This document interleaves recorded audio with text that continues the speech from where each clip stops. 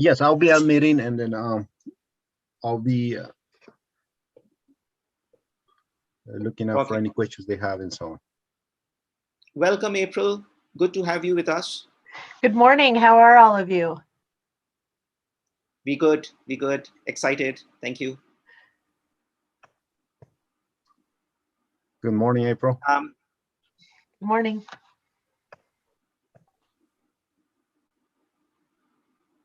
So.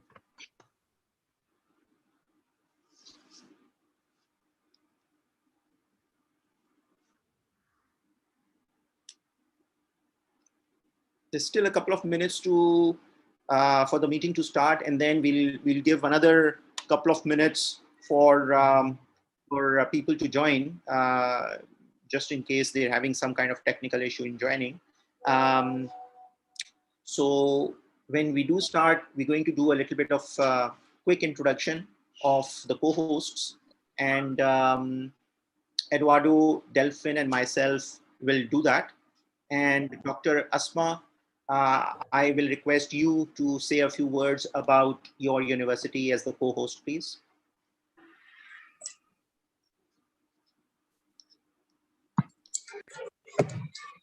Dr. Asma is with us. I thought she joined us.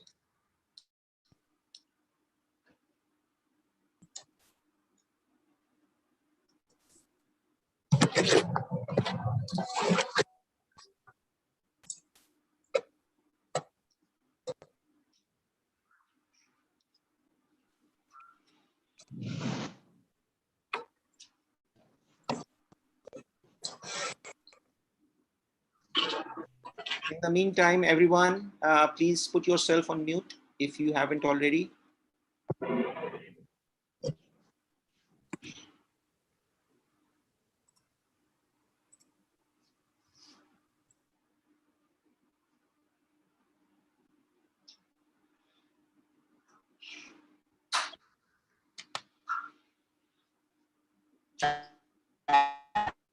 Wow, what a scary picture.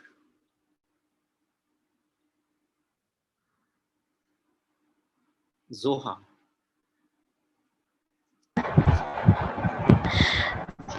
Hello. Zoha, where are you from? I'm from Pakistan, born and raised. Are you an educator?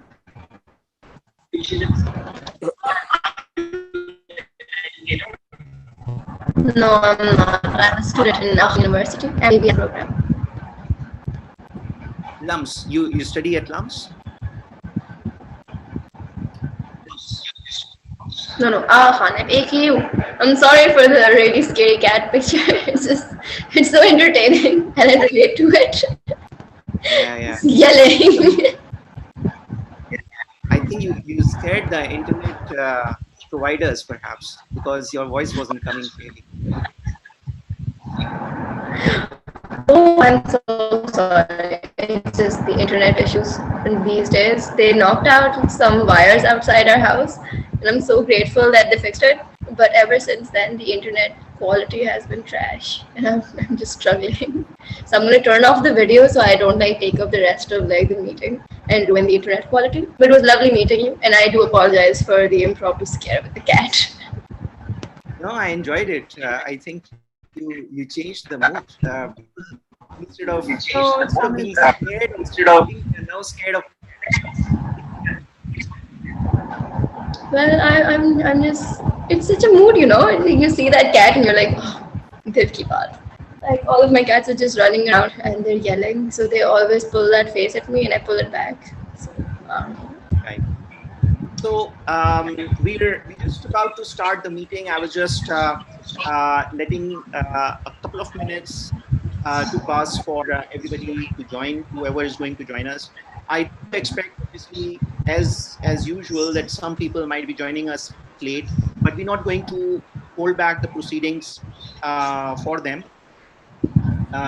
We will have to start respecting everybody else's time. So we're just going to wait for another minute or so. And Delphin is Eduardo. Yes, I can see him. So he's with us. And in just about a minute more, I'm going to start the proceeding. Everybody else, please put yourself on mute.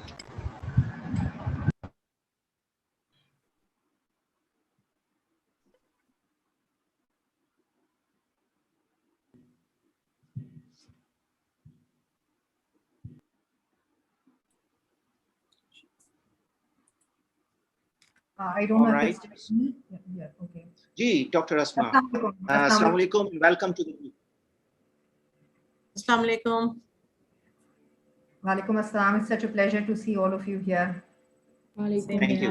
Assalamu alaikum. So as I was saying earlier, everybody please put yourself on mute. We're just about to start the proceedings. And Dr. Asma, just before you joined, I was just saying that I'm going to request Eduardo and Delphin to say a few words to introduce the hosts, which are EGB4 Technologies and American Association of Robotics and Technology. And similarly, I'm going to request you as well, Dr. Asma, to say a few words about the Lahore College for Women University. So let's start now. And I'm going to, in fact, because it should be ladies first, and it is Women in STEM Careers initiative. So I'm going to, first of all, ask Dr. Asma yourself to please begin the meeting. Assalamu alaikum, and a very warm welcome to all of you here, and to EGB4 Technologies and American Association of Robotics, because it is because of them that we are all here for this wonderful webinar. I'm very grateful to Mr. Aftab for arranging this webinar and this very pertinent theme for STEM for all. In fact, for a moment, I felt that maybe I shouldn't be here because I'm not from a STEM background. But then I was like, I was assured that yes, STEM is for everyone. So just to give you a little background information, I'm representing Lahore College for Women University. It is one of the largest women university in Asia and also in Pakistan. So we have a student strength of about 15,000 students on our campus. And then we also have affiliated colleges and other campuses where we have students. And we have about 45 departments in our university. So it's pretty huge. And amongst those, we have, Dr. Aksa is here. She will be talking about her department, electrical engineering. Dr. Marian Jung is here, computer sciences. So we have, several faculties of sciences, natural sciences, social sciences, and, engineering and technology, and amongst them, all the departments that we have. So recently, and I am representing the Department of Elementary and Teacher Education, which is not a science department, but we are preparing pre-service and in-service teachers for, the education careers. And teaching of science is one of the most important things that they do. And in my capacity to improve my teachers' quality of education, I stumbled upon STEM and STEAM education, and I realized that the interdisciplinary approach is the way forward for the future, and this is what we need to promote. And very fortunately, I had the privilege of meeting Mr. Aftab Khan, who then made me sort of realize that yes, this is a field which can be introduced to very young children as well. And that gave me the confidence that I can also be a part of a STEM women in STEM event, and I can, so we took this step forward and we came up with a MOU with EGB4 Technologies, and Aftab Saab is representing that over here in Pakistan. And this is our first initiative under that partnership, and we are looking forward to having many more such opportunities to extend our community. Thank you so much. Thank you, Dr. Asma. Very good. We will now move on to Eduardo, who is representing the American Association of Robotics and Technology. Eduardo, can you please say a few words? Yes, thank you. Thank you. It's a pleasure for me from Austin, Texas, States, to give you the welcome for this webinar. It's one of the main goals from our American Association. Is a non-profit organization in around 16 countries right now. And the idea is to support all the teachers, all the students, and all the schools in order that they can be part of the STEM programs, because it's a big necessity around the world that the future children have the enough training in this kind of areas, because the world needs more people that develops and create technologies, as you know, in these situations. So for me, it's a pleasure to have you, and we have all the support, and we are glad to help people, to help the teachers and the students, because most of the important situation now around the world is that we must to train the teachers, because most of the kids, so they already have the skills, the abilities to develop that training for them. So I think that we have a very important goal, and to help and support all the teachers around the world. Thank you so much, Aftab. Thank you so much, everyone, to have this opportunity, and we can share all this knowledge with you guys. Thank you so much. Thank you, Eduardo. And now let me bring Delphin into the discussion. Delphin, can you please say a few words about EGB4 technologies? Good morning and good afternoon, good evening to everyone. I know we're in all over the world, so good to everyone. Thank you for joining us today, and this one of these events that we want to do for everyone to be able to know more about us, and also how we can make a positive impact. So about EGB4, we are a company based in Austin, Texas. We are in 27 countries now, and we are here to support all the educators and teachers who are looking into the tools to be able to help their students and their organizations to train our future generations. So again, thank you, everyone. And this is gonna be a great session. I hope you enjoy it. And please reach out to Aftab, myself, or Eduardo if you have any questions. Thank you again. Thank you very much. So let's start the topic for today's meeting, which is STEM for all. And basically, we all understand what's going on around the world in terms of digital transformation and how it is affecting everybody in all fields, in all professions. And therefore, we as educators, we see that STEM education is something that can help students and teachers in coping up with this change, and in being able to learn and acquire those 21st century skills that will help them in many different ways. So the question is, if STEM education is important, if it is useful, do we as educators around the world, do we understand what is STEM education, and what are the ways in which it is currently or the reasons or the causes in which it is currently not so accessible to all the different types of learners? And are even teachers aware that there are some hurdles, some roadblocks that keep students and teachers from fully benefiting from STEM education? So this is what we are talking about, and we have assembled a very good group of panelists today who are very accomplished individuals. This entire meeting is under the umbrella of Women in STEM Careers. So the entire panel consists of ladies. They are all educators. We have one or two students as well, so that we can hear from them too. And the purpose of today's meeting is to come out with very specific insights based on their experiences. So the questions that we're going to be asking are directed at their own experiences, and we are very keen to listen and learn from each one of them. And then based on that, we are going to develop and design specific programs that we can take to the schools, to the universities, and help the educators in those institutions overcoming those hurdles that I mentioned. So what are those hurdles and what are the best practices? Let's start the discussion. Let me first introduce our moderator for today.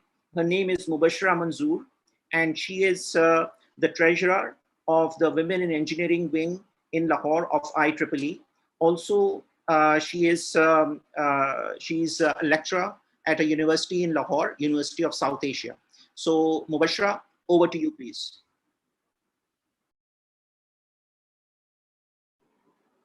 Thank you so much, Sir Aftab. We'll start our session by welcoming all the lovely ladies that we have. So our keynote speaker, April Lenard, is the STEM integration lead. She is an STEM integration lead for NASA's aeronautical research. She's basically the integration lead at NASA's Aeronautical Research Mission Directorate. And at her job, what she is doing is she is providing the facility to the teachers and students and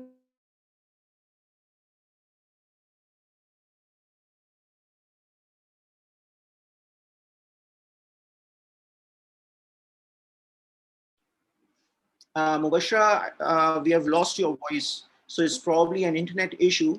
I think Mubashira has just now introduced April, so let me hand over the mic to April. April is the STEM integration lead at NASA, and she has been. I'm sorry, I'm sorry, probably disconnected. I hope I was audible during that. I'm not really. It's sure. all right. All it's right. all right. So let's allow April to speak. April, go ahead, please. Yeah. So April, I would ask you to. I would like to ask that it is often perceived that people, those who are accomplished, they hardly face any challenges in their lives, and their journey was really smooth. Was this the case with you? Can you share your challenges with us? Well, first of all, thank you everyone for joining us, and thanks for the opportunity to allow me to be a part of this great group. And I'd love to answer your question. And I think oftentimes we see accomplished people in STEM in particular, and we think that it all went smoothly through our studies, through the challenges that that we've faced. And I think oftentimes students have difficulty feeling like they can be a part of STEM fields because perhaps they struggle. So I'll give a personal anecdote to show how that was the same with me as well. So going through school, I always had a love for aviation and for space and for STEM subjects in general. I felt like my math skills were not as high as some of my colleagues and some of my peers. And so I felt when I was younger that perhaps I didn't belong in a STEM field. And it wasn't until later when I pushed through, when I kept studying. I'm still not the fastest mathematician out there. I get through it, but it takes me a little longer.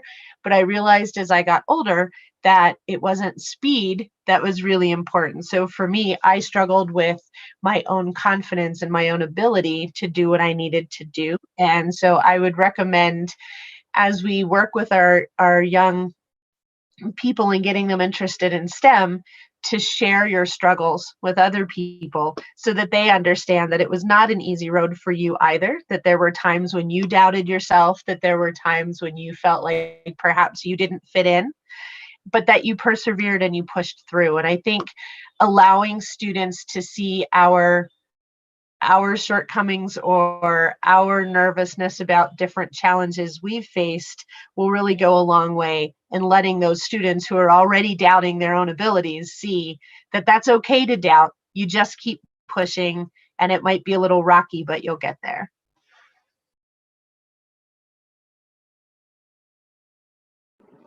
Thank you so much. Our second guest, Dr. Asma Kazi.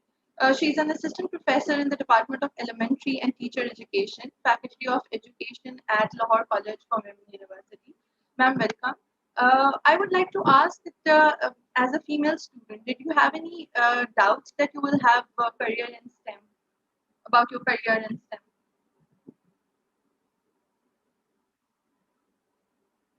STEM? Am I audible? Dr. Asma. I think, Dr. Asma, your mic is. I'm not audible. Yes, my mic was still mute. We tend to get a little overcautious and then, forget that our mics are mute. So yes, I always had a doubt about having a STEM career. And like many others, I did not pursue a science career. And I would like to share my experience, just like April did, that when I was a young child, I struggled at math maybe in grade 4 and 5. And from then onwards, I was somehow made to believe that, I don't have the aptitude for science, whereas I loved biology.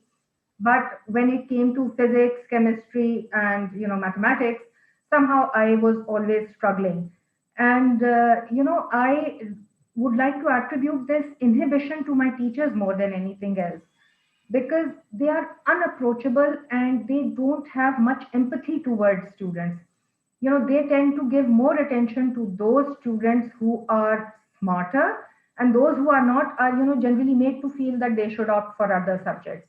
Also because teachers tend to be too strict, at least in our part of the country, and it's very difficult to approach them and tell them that you are having an issue, and they take a personal offense if you tell them that you haven't understood a particular subject. So I struggled, and eventually, I had to change my field. I didn't opt for a science career, and I switched to literature and then eventually education. And interestingly, when I was doing my PhD in education, when I had to study advanced statistics, it was not an issue for me because there I was using that knowledge conceptually. So I realized that I was never taught well and I was never encouraged enough. It was when I was thrown into the deep that I had to, find a way out, and I managed to do that. And also because teachers tend to promote a certain kind of stereotype, certain fields are for men and not for women, and if you are not doing well, so you should forget about it. And within my family also, I had a family of very high achievers, doctors and engineers. But when I struggled in science, they were also like, bichari, that is like poor girl, like she can't study sciences, so never mind, we can get her married off early, that kind of thing. And pursuing higher education in the social sciences was never considered as an option. So these are the experiences which I feel, never let me have a STEM career. But here I would like to share another experience that I had in my capacity as as the head of the teacher education program, and we are particularly dealing with pre-service teachers who are training elementary students. And we introduced STEAM and STEM for our undergraduate students and some of our in-service teachers who are teaching early childhood education. And there I realized, the beauty of interdisciplinary themes and the subjects and how STEM education can be made accessible to everyone. So yes, I feel that we need more encouragement at every step of our life. Thank you.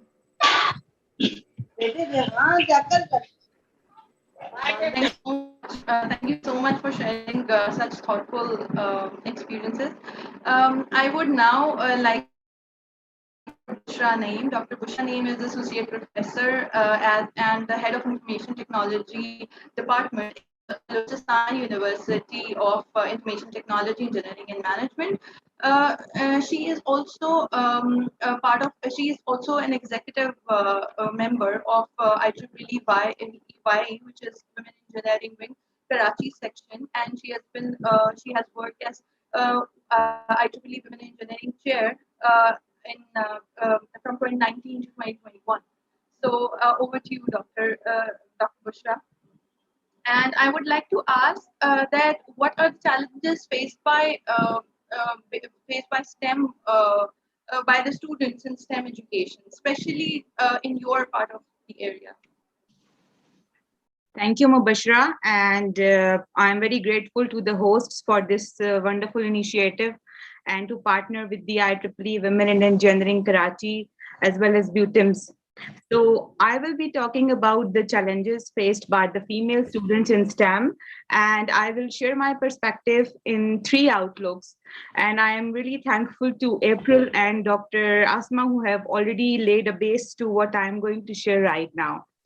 So I'm going to talk about the ratio of male to female students in STEM. And then, of course, I'm going to discuss the challenges faced by the female students. And I would conclude by sharing what I think initiatives can be taken to support the female students in the STEM fields. According to the World Economic Forum, the global female enrollment is particularly low in the STEM fields. Only 3% of students joining IT and ICT courses are women all over the globe. And this percentage gets slightly higher for mathematics and statics course. So it's 5% for these courses. And further, if we go towards engineering and manufacturing, the ratio becomes 8%. So this is the level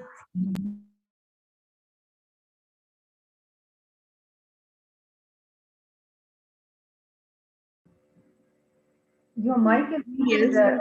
There are only Sure, two probably your females mic is in these fields. It makes them feel a bit uncomfortable.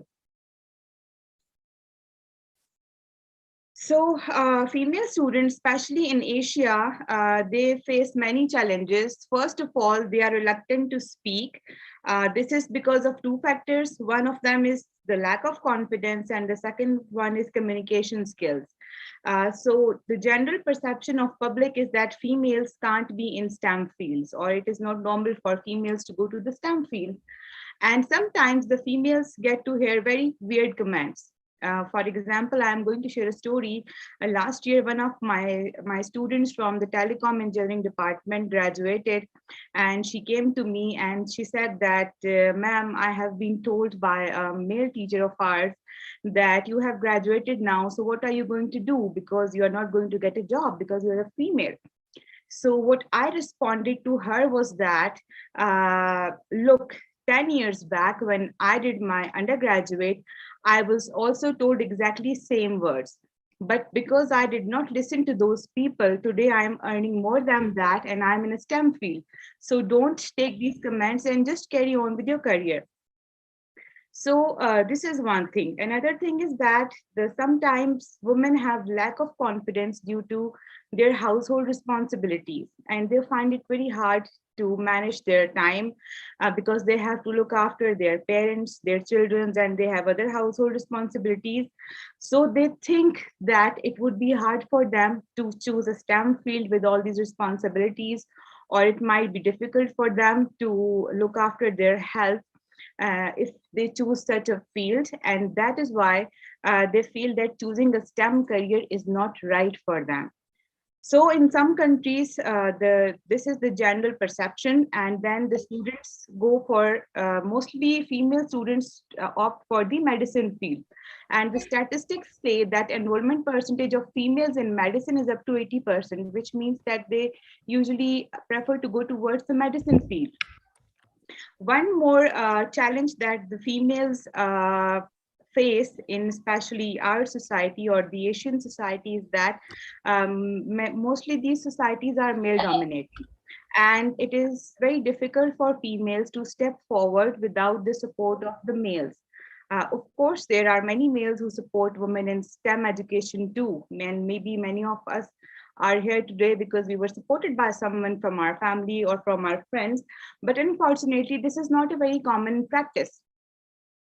So these are some of the challenges that I feel they stop mostly females to choose the STEM careers. But there are a few initiatives, few very simple initiatives that if we take, then we can definitely support the female students in STEM.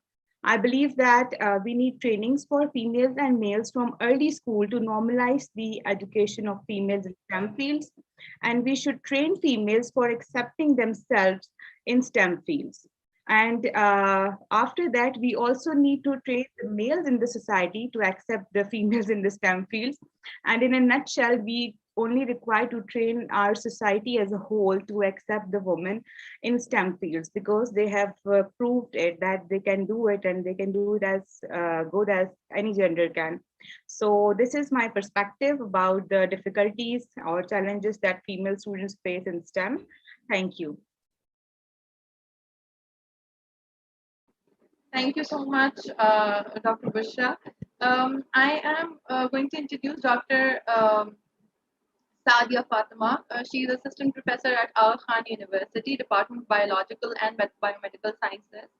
I would like to ask, ma'am, that what are the kind of changes that are needed to update the curriculum in medical universities? What are the curriculum change that you think is required? Yes, thank you so much, Abashra, and thank you so much, everyone. The panelists have actually laid a very interesting stone for me to talk about. So I've heard majority of the things that I had in my mind, so I'm not going to repeat them. But there are certain things that have changed. For example, people who are here in the medical community, we are no longer only sticking to science and only sticking to medicine, that's it. What has happened is that many avenues have opened up.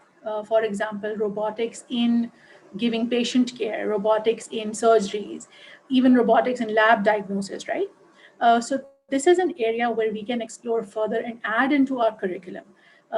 Why am I saying that? Because I am sure most of the young generation who's watching this may be familiar with an anime movie called Big Hero 6, where we had Baymax, who was actually responsible for screening out any health issues and then giving proper treatments and so on and so forth. So if that is the projected future, then of course someone from science, technology, maths, everyone else need to sit together in order to program such a robot if it's the future, right? So integration is a must. Then we need the thought process that we had, that people who are doing medicine do not have to do maths at all, which is a misnomer. We have to do maths for every single thing that we sort of treat our patient with. May it be drugs, may it be the levels of blood and XYZ. So maths is not something that we can get rid of. So that has to be incorporated into medical curriculum as such as well. We talk about artificial intelligence these days. We talk about bioinformatics these days. We talk about programming, softwares, all of these things. So if we can just add a little bit of these things as a flavor for our medical students, not only medical, maybe all our undergrad students, then they can actually learn how to integrate things together with what they are learning and what their field is all about, right? So this is something. Regarding AKU, I think AKU is a place which is, we are lucky that we have innovation wing here. We have a wing which works with the artificial intelligence related. We have an avenue where our students can go and actually try to practice things out, tease things out. So students who are interested in STEM, they actually have a place and an avenue to go there. And I'm sure that by listening to all of you experts here and maybe having connections, we can work something out to add something in our curriculum as well, maybe as an elective, not as a compulsory subject, but students who are interested might benefit out of all of this. So these are just my 2 cents. Thank you.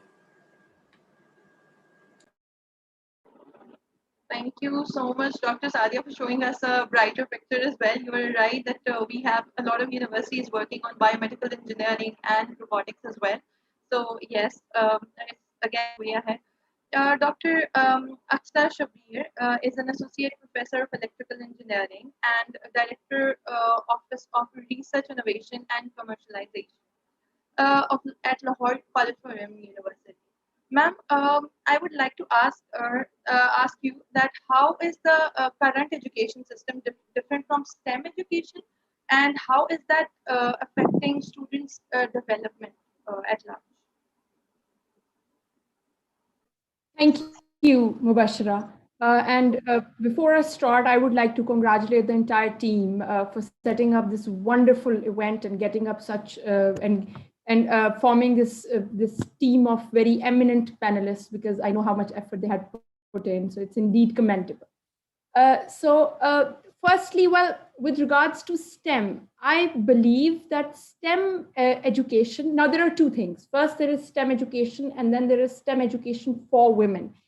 I feel that STEM education somehow has not been very unpopular in the developing countries as compared to developed world for a simple reason that in developing countries, the students have unfortunately had limited choice in selecting the field of study with regards to what they really want to do. It is always driven more by what will lead them to have better employment opportunities.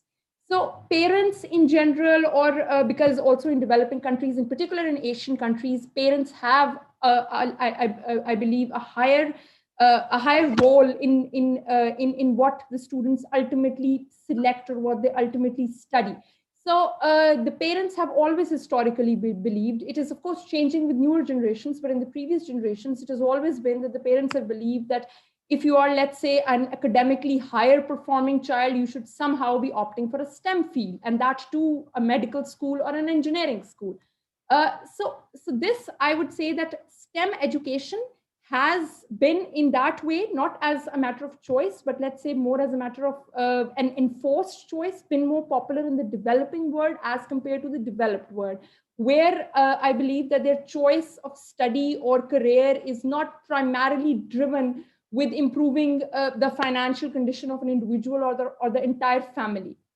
So, but however, in the developing country, and that too in Pakistan, now I want to create a bit of a differentiation that in Pakistan, when we talk about STEM in women, that is where the problem has really been, that women have, even in a developing country, have more or less always been discouraged from taking up a STEM field, because as we all know that traditionally, it is considered okay, or even at times it is considered essential that they take up something which is, let's say, non-STEM, because it is believed that that would be less rigorous and they would possibly have more time for their family commitments, or it would possibly make them more feminine if they were, let's say, studying arts, or if they were doing something related to aesthetics. Not that I'm underestimating their importance by saying so. So I think what we have to do here, or what our educational system lacks, is that with regards to men, STEM should be introduced at school level in a way that they choose it or they pick it up as a matter of choice, and not something that is enforced upon them by a parent, or by, let's say, what all your relatives are saying, or by what your so-and-so cousin or elder friend has been, or a neighbor has been doing. So it should be made sufficiently interesting that they choose it as something of their liking, and not because it will lead them to get a better job, which might be true if we look at statistics. But again, if there's no harm in enjoying one's job too, or in having a passion for one's job. And with regards to women, it is both things. With regards to women, it has to be that this equal opportunity has to be provided for them, even by the other stakeholders, which means, let's say, the parents or the society in general, which believes that this could be equally important or equally interesting for them. And also the fact, so it's both things. Their interest is also invoked, and it is also provided to them as an equal opportunity. Now, there, I believe, Mubashir, please let me know if I'm taking more time than what is, let's say, allocated to me. So there, no, sure, you continue. Okay, so there I believe that, let's say, in a developing country, and that too, if I talk in context of Pakistan, this change, of course, has to come from the school level, or possibly even earlier than that. It has to start from the house. Where you know, the children are introduced to, let's say, activity-based, STEM-based toys, where they're constructing things, they're making things, and it is done equally for both boys as well as girls, without this bias that, let's say, okay, if we have Lego, a boy, it's okay, is building a bridge or is designing a house, and a girl should probably just be playing with those cooking toys and making up a meal which everybody pretends to enjoy. And then, of course, then at once they're school going, and when they're present in school, I think if the focus moved towards implementation than just learning theoretical things, if they're doing less of rote learning, if the focus is less on reproducing or reciprocating what you have learned, and it is more towards activity-based learning, or where they actually see, for instance, anybody who does school level mathematics is, let's say, aware of a quadratic equation. We all learn the quadratic equation. We're all required to reproduce that quadratic equation. However, if from the very basic level, we show those students that what that quadratic equation does around us, or how does it relate to real life applications, that I believe will this hands-on way of teaching, I think, will naturally inculcate an interest in the students, both boys as well as girls, so that they take up a STEM field by choice and not as a matter of compulsion. And secondly, the bias somehow has to reduce for women. And I feel when it comes to bias for women, that is unanimously faced by women in the developed world as well as in the developing world, as April shared her anecdote, as Dr. Asma did, that all of us have, as female, all of us have at some point in our lives experienced that it was somehow believed that if we weren't excelling in a certain scientific or a STEM field, it was basically because perhaps we were women, and women were somehow genetically not, it was assumed genetically not designed to be good at it. And I feel that because now for the moment I'm the director of Office of Research, Innovation and Commercialization, where I'm responsible for looking at the research projects or grants which our faculty brings in. So I feel that even now that there is a certain bias, that if there is a female engineer who holds a very high academic position, applies for a grant, and let's say promises as part of that research grant that, look, I will, let's say, make this medical instrument, or I could, for instance, these days, the researchers or academics are very keen on applying for research grants where they can contribute towards COVID-19 pandemic. So I feel with regards to our faculty members that with female engineers or with female scientists wanting to offer the same solution, and when they apply for a grant, there is somehow, somewhere a bias where it is felt that if perhaps a male was doing it, or a male research group was asking for it, chances of success would be more. And so that is where a female who already has to put in extra as compared to a man because of her personal obligations, because of her family conditions, and especially in developing countries, because of various societal practices and norms, also has to put in more in her job in a STEM field as compared to a male counterpart.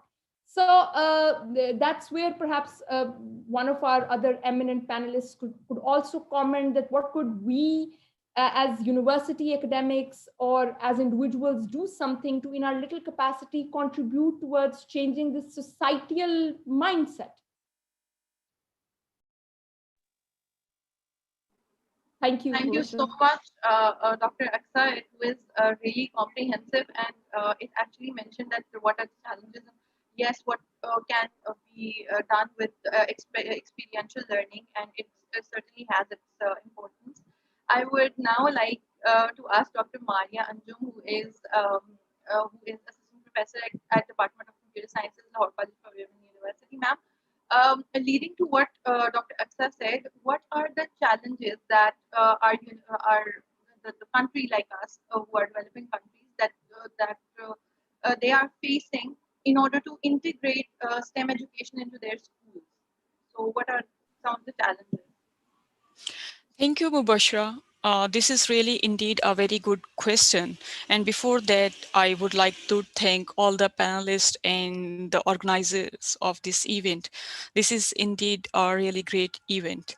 So coming back to the question, if we talk about the challenges in terms of how they differ from developed countries and developing countries, I would say that some challenges are the same in both developed and developing countries. For example, access to skilled and trained resources in STEM, pedagogical skills developed in the have the ability for the teachers, introducing active learning in classrooms. So these are the common challenges faced by the developing and developed countries. But we come towards more specifically towards developing countries where they are struggling, it is more related to the budget, the finances involved, infrastructure, and more importantly, the brain drain that is currently happening in these countries. These are really creating hindrance in introducing STEM in developing countries. But if we look towards UNESCO reports, at the same time, some reports coming from Africa, Asia, South Asian countries, East Asian countries, we really see that there is a hope. Because if I put some examples, for example, Ghana has is working with Siemens tech giants to introduce STEM at school level. They are training their teachers, and now they are in the position to introduce vocational training at schools in their villages. Similarly, if I talk about Pakistan particularly, TCF, the Citizens Foundation, has recently joined hands with Systems, which is again a software-based company and very famous in Pakistan, to introduce programming in science at school level for science students. This is just a beginning. STEM though covers a very broad spectrum, multidisciplinary areas, but we can say that these initiatives are really making the things, taking the things in the positive direction.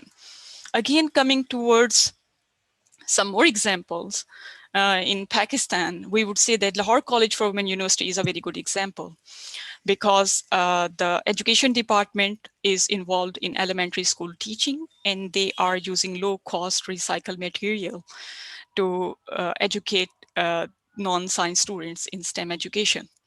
Recently, they have also signed an MOU with EGB4 to introduce technology and introduce STEM education for women in schools and colleges. I think these examples are really very appreciating. They are giving a way forward to move in developing countries. And by analyzing the case studies and their success stories, we can develop a framework, or even we can use and replicate the same strategies in other developing countries to see how we can introduce STEM education. This will be, I think challenges are there.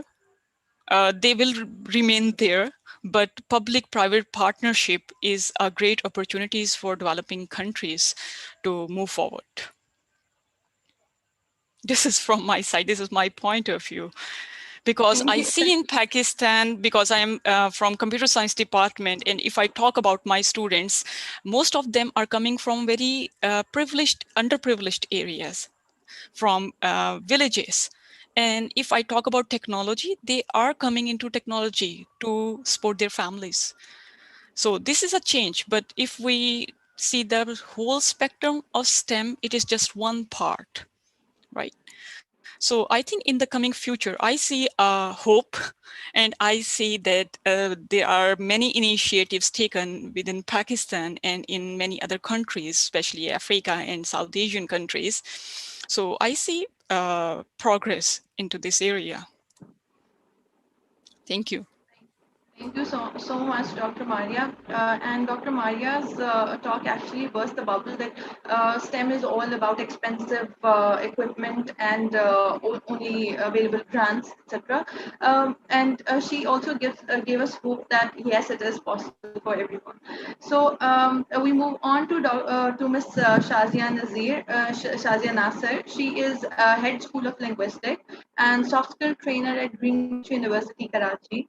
Ma'am, unfortunately, students with learning disabilities, they perform below their non-LD peers in maths and sciences. How can we teach those students, those who have learning disabilities, using STEM approach? Okay. Hello and assalamu alaikum to everyone. Thank you, American Association of Robotics and Technology, for this wonderful panel discussion. on STEM, like Dr. Asma, I have always been, that like she said that she wasn't a STEM student. So I was too, I was like a bit, but then I changed my, I thought that I was not able to do it. But let's start with the learning disabilities. Students with learning disabilities have, first of all, I want to say this thing that they have average to above average intelligence, but have difficulties in acquiring information and expressing their knowledge. This may be reflected in their speech or in their writing or listening or speaking or performing mathematical calculations. One thing which should be very clear about STEM is what are the purposes. Now, the purpose of STEM or STEAM is, to address societal and personal needs so that everyone who's getting, he or she can become a good citizen. And one more thing is that we need to reconceptualize the STEM education, as all the 4 disciplines, or in STEM and in STEAM 5 disciplines, are a part of our curriculum. But the way how to teach STEM in a curriculum, that is going to make the difference. And therefore, STEM education should be framed as an interdisciplinary instructional approach when teaching STEM-related content. And in this sense, teachers should not only focus on STEM content knowledge, that is what you know, but students, but they should know that they should be able to tell students that what you can do with what you know. Yes, as you said, that recognizing the students with learning disabilities, and they struggle more with the STEM disciplines as compared to their non-LD peers. But, promising instructional strategies or intervention need to be developed for them in order to enhance their performance in each of the STEM disciplines. And as we know that even those who are non-LD students, they get frustrated. So these LD students, they get more frustrated when, from the unsuccessful experiences, when they're not getting what they have been trying to do.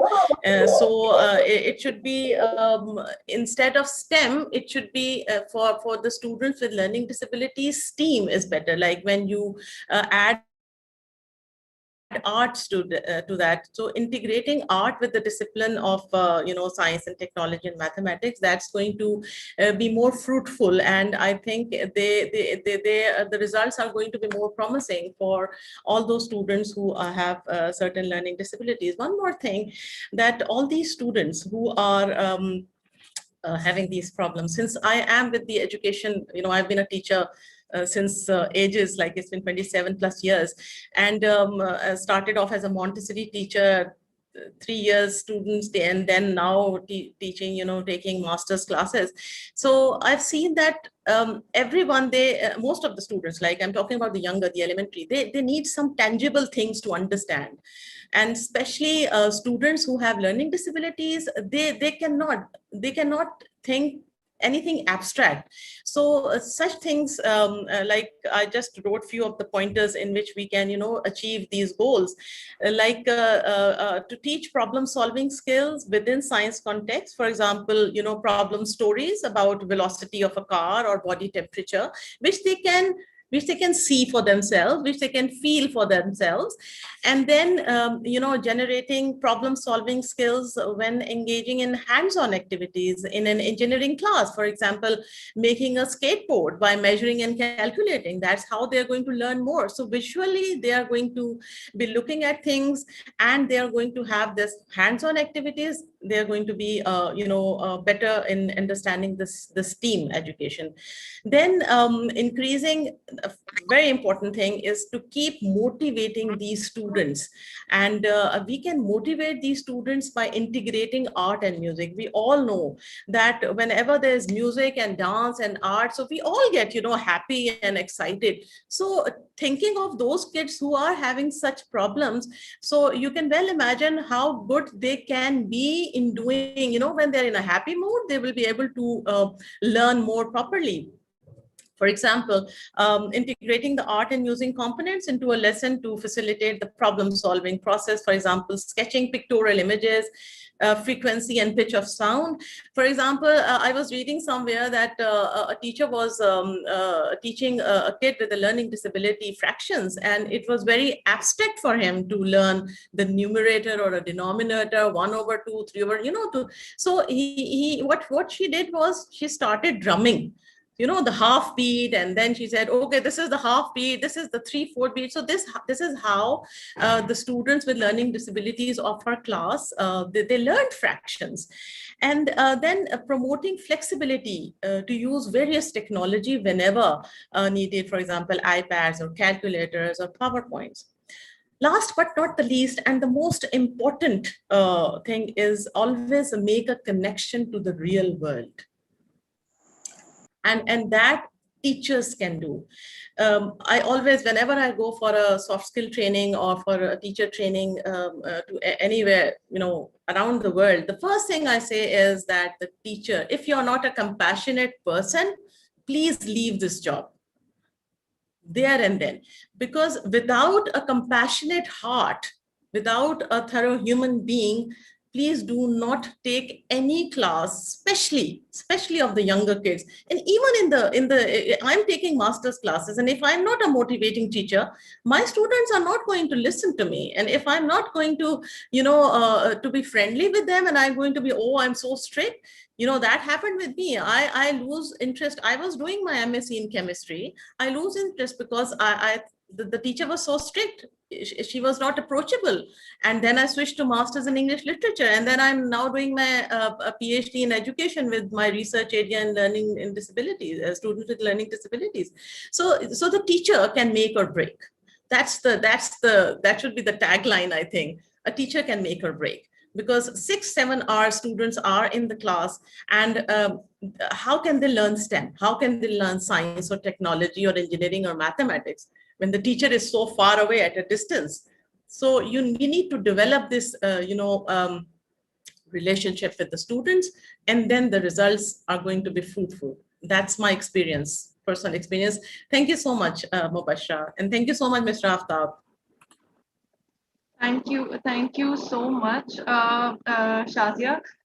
I agree with you a great deal on that STEAM education STEAM is actually the right approach towards teaching for students who have learning disabilities. And yes, since STEAM education is kind of an approach, students can learn at their own pace. We can set the pace accordingly. It's an experiential learning.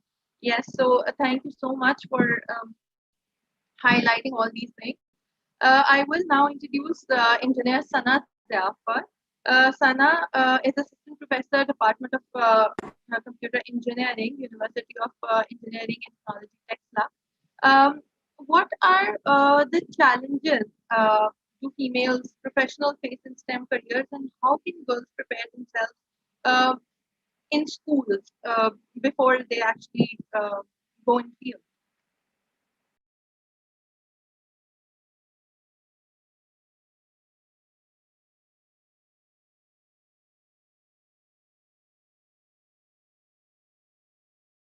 Okay, Sana, am I audible?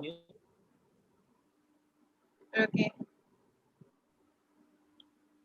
I think we lost Sana probably somehow.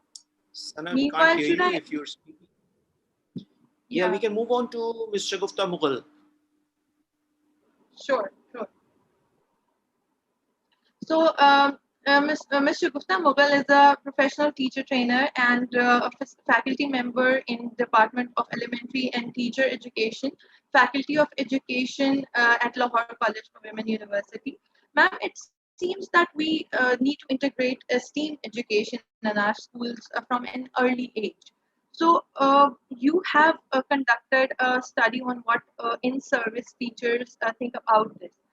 Can you please tell us that what were your findings about it? Thank you, Mubashira, and thank you, EGB4 and Mr. Aftab for inviting me to this panel. I'm so inspired by what the other panelists have shared so far, and the issues they have highlighted are the ones which I discovered in my research too. We recently conducted a study and published a paper based on a training of early years teacher in the teaching of maths and science by integrating STEAM education. STEAM is basically STEM with an added dimension of arts. So it was a qualitative exploratory study where in-service teachers of different subjects enrolled in a one-year postgraduate diploma in early childhood education program, and they were trained in 3 credit hours. They were assigned many different projects based on problem-based instruction and design thinking for 16 weeks. And although all of them were from different public and private sector schools in Pakistan, their misconceptions about STEAM or STEM were quite similar. After they had attended that module, they shared their transformed perception, and I'm going to talk about that. So the first theme which I discovered was that they acknowledged the gap between what teachers perceived about STEM and what STEAM were actually how they were implemented. The teachers thought that it would not be possible to find a common ground between how they taught in their daily lives and in their schools and how STEAM projects were carried out. So learning by doing and a project-based approach in their own training was key in making them understand and learn the essence of STEAM practices. And they admitted that the study of theory alone would not have changed their perspectives. The second theme pointed out a lack of optimism on the part of teachers about the possibility of real implementation of STEAM pedagogy at school level. This was based on their collective experiences because they felt that there is often talk at the administrative level about updating school practices and introducing methods such as STEM or STEAM, but in reality, their immediate bosses and their coordinators preferred traditional modes of teaching and wanted all section teachers to work together according to a traditional lesson plan. In another theme, the teachers shared that they developed a deeper and clearer conceptual knowledge of science through participating in STEAM pedagogy. Even English language teachers who were a part of the study discovered that they were capable of completing science and math-related projects very easily. During their hands-on training, they were used to modify and adapt their lesson plans according to STEAM concepts. They worked on lesson organization, lesson sequencing. They identified the prerequisites and background knowledge that needed to be activated when they taught their own students. And they also prepared teaching resources from recycled and low-cost materials. So it was a very enriching experience for them. Another major finding was an increase in a sense of agency and self. The language teachers who participated in the STEAM module said that STEAM education improved their self-image and confidence as teachers, and they thought that they could solve any problem now, which is tied directly to what the other panelists and Dr. Asma Shahid Qazi have said earlier. The final theme was a call of action, which highlighted the need to educate school administrators. And this is very important because they had to be made aware about the applicability, the positive outcomes, the possibilities within STEAM education. So picking up market catchphrases and the newest in terminologies is not enough. The participants felt that it is important to make the administrators appreciate the basis of STEAM philosophy and the need for specialized lessons and materials at school level. Without that support, the teachers felt that they would be powerless to bring about any change and introduce STEAM at school level. So we can see from the outcomes of this study that they are validating and reiterating the same themes which have already been discussed. And I feel that they are universal when we are talking about implementation of STEAM education at any level, in any place, in any part of the world. Thank you. Thank you so much, Shakuta, for pointing that out. Because yes, when it comes to STEM and STEAM, everyone thinks that they can just that take a plunge into it without absorbing the real essence of what STEM and STEAM is and what is the right approach to do that. So yes, so it's not an easy job. First, you have to be to understand the whole essence yourself before becoming a STEM or STEAM instructor, right? So thank you so much. Fatma Zara, our next guest, she's a year 2 MBBS student at Aga Khan University. Fatma, what I would like to ask you is that students who are not good at mathematics, it is usually said that they can go into medicine. So what do you have to say about it? Thank you so much for giving me this chance. Before I answer your question, I would just like to sort of tell a little story how I ended up here in a panel of such esteemed women in STEM. So we're basically planning to launch a robotics society within Khan University, and that's how we contacted Mr. Aftab Khan. And then he said that he told us about this meeting that's going to take place. And he said that he asked that, do you want to be a part of this panel? And I said, I would love to, but look at the other panelists. I mean, they're so accomplished women in STEM, and like, I stand nowhere. I'm just a medical student, and I'm, learning things right now. But he said something. He said that we are working on student empowerment programs. So we would love to have you as a representative of the students. And I would really like to thank him for giving this opportunity, because I feel this is something that's missing in our system. So thank you so much, Mr. Aftab Khan, for giving me this chance. And now coming back to your question about mathematics and medicine. So I always knew I had to come into this field of medicine, but I enjoyed maths as well. I studied this in A levels and O levels, and I had maths. So the thing is, what we knew what medicine is that it's all about learning and memorizing and anatomy and biochemistry and, learning those bones and nerves and muscles and their names. This is right. That's true. That's what we're expected to know as medical students. But then there is another aspect of medicine that the medical students are expected to know. And that's their ability to make quick decisions, right? To analyze, to think logically, to make the differential diagnosis. So I feel that's the point where subjects like mathematics, statistics, problem-solving ability comes into play, right? Because if you haven't trained your brain in this manner, you won't be able to sort of do these things, right? To make those decisions quickly. So and I feel that this is something you can't learn or memorize a day before. It's like a process. It's like learning a skill. So I would highly encourage students who want to pursue career in medicine that please don't run away from maths and don't think it's a monster. It's going to train your brain in a manner that you will look at things with a different perspective. So it's not just learning anatomy books, it's actually applying that knowledge when it comes to clinics, and when it comes to even for surgeons, when they have to take decisions. So that's of course, nobody's going to ask you to do integration here or differentiation here or binomial theorem to solve that. No, they're not going to ask you that. But your skills are going to help you to become good physicians and to become good healthcare workers. That's all from my side. And thank you so much for giving me this chance. And I wish best of luck for the team, RoboKids, American Association of Robotics and Technology, and all the panelists. Looking forward to work with you. Thank you. Thank you, Fatma, for highlighting that it's a false perception that medical students don't need mathematics. I actually have friends who have done their degrees in computational biology. So yes, we have the intersection of all of that already available. Thank you. Thanks all of you. You all of you have added so much to the discussion that I think there are only a few points that are left to discuss. So based on your experience, April, would you like to share with us some experiences, and would you like to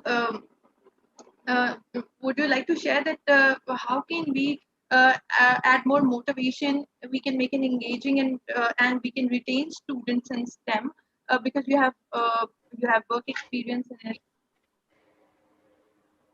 Yes, I would love to. Thank you. So one thing that I would add, and we've had such great panelists talking about all of these topics, is when we were talking about, for example, students with disabilities and the need for students to be engaged and have fun and integrate the A in STEAM, I would argue that we need to do that with all students. And so I think one way to really inspire, engage, and keep students interested in STEM is to make sure that we're always having fun.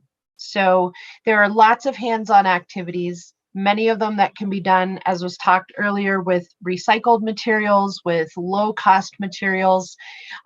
It becomes really important to remember that most people who are great scientists, great engineers, great technology experts are the ones who have vision. And those people who have vision see things in a whole different way. It's not just, as many of you have said, it's not just about learning equations and being able to be good at math or being good at engineering. It's about having vision. And that vision starts with really thinking outside of the box. You learn the basics, but then you add in hands-on learning, you add in excitement, you add in the arts, creative vision, and that's really where we start to prepare our students for STEM careers. Not only that, I think sometimes we forget, even with our highest achieving students, that this is supposed to be fun. I love what I do every day. I love going to work. I love working with lots of creative people. And it's that fun and that passion that is really important.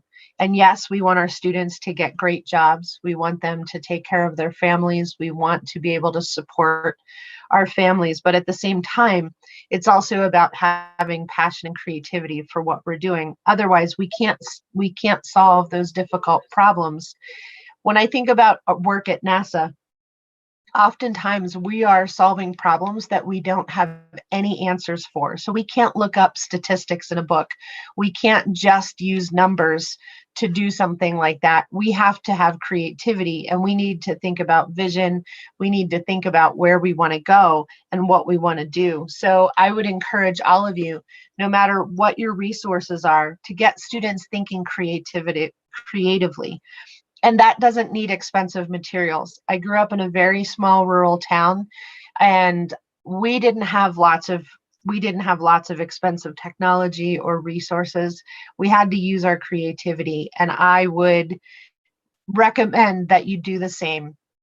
If you take a look at NASA resources for education, you'll see that many of our activities are actually structured so that you can use recycled materials, you can use very low cost types of things. It doesn't require a whole lot. And so my final advice for all of you is to keep inspiring your students, show them what joy there is in STEM and what good can come out of solving problems both here on Earth and if we're traveling out into space there as well. So thank you very much for this opportunity to share with these amazing experts on this panel and with all of you. Awesome. Thank you so much. Thank you, everybody. Just one last check with Sana Ziafat, because she wasn't able to speak earlier. Sana, if you are with us and you can speak, you're the only panelist left who wasn't able to speak. So I'm just going to give you the mic to you if you are able to speak. Sana, can you hear me? And can you speak up, please? Sana Ziafat? She was here earlier. Her name is gone now. Yeah, I could see her name. That's right. But she wasn't able to, we weren't able to hear her. So I'm just giving her one chance if she's able to speak now. Sana, can you speak, please?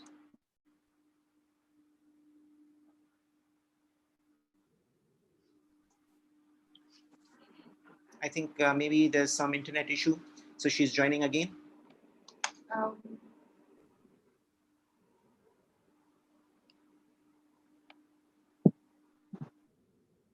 Sana, are you able to speak, please, now?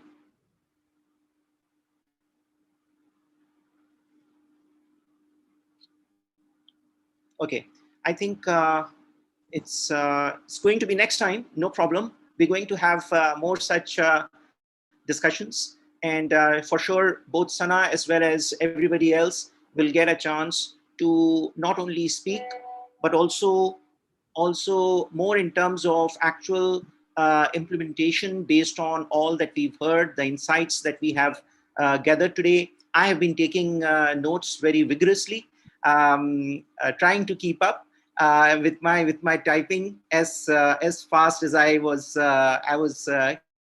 hearing all these valuable insights. And based on these, we are going to come up with specific programs